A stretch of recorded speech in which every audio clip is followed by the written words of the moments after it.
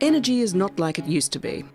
Not long ago, the electricity we used every time we switched on a light or turned on the TV almost always came from a big coal, gas or nuclear plant. Now, the world gets nearly a fifth of its electricity from renewable energy sources.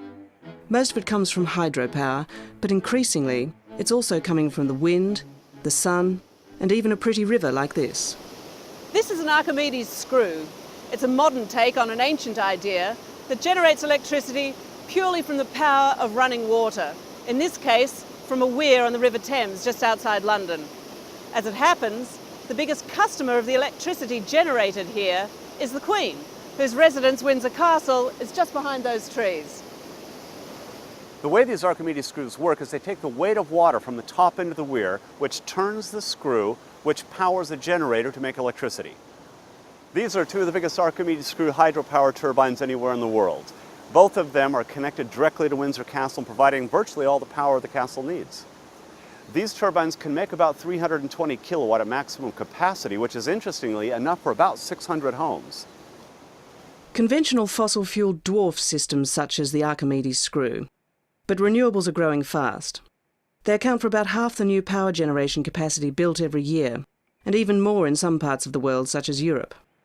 The growth of wind and solar power has been extraordinary in the EU, largely thanks to the introduction of generous subsidies.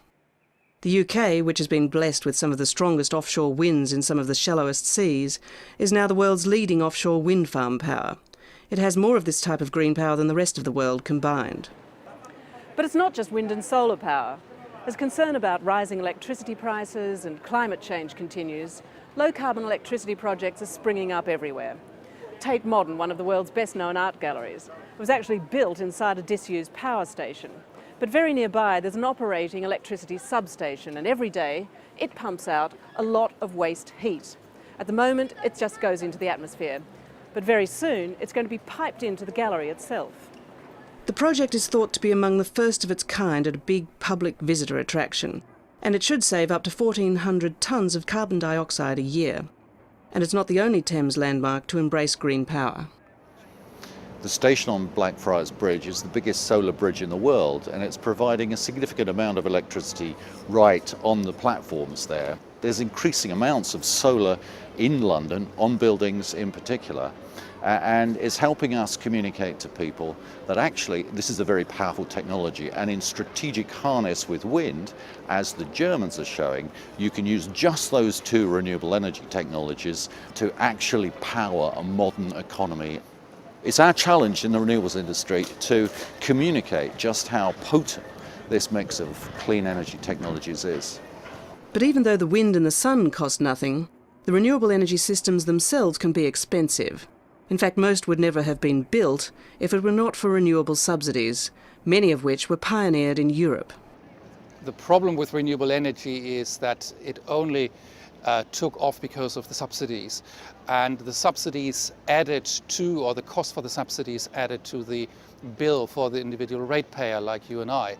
And in recent years, many of the governments were under intense internal pressure to lower the costs for the consumer, particularly in times of recession. People don't want to pay for something which many people would consider luxury, i.e. the reduction of global warming and things like that. The effect that had was that the returns that investors would get from these projects dropped considerably. And of course, investors would then move away from those countries, and in some areas or in some of those markets, the market collapsed completely. It's not all bad news. In many parts of the world, electricity prices are continuing to climb, while renewable power system prices are falling. That means that renewable power potentially is on its way to becoming as cheap as conventional electricity in many parts of the world. This hasn't happened on a large scale yet, but if it does, the world of energy is likely to be transformed in a way we've never seen before. This is Pilita Clark for the Financial Times.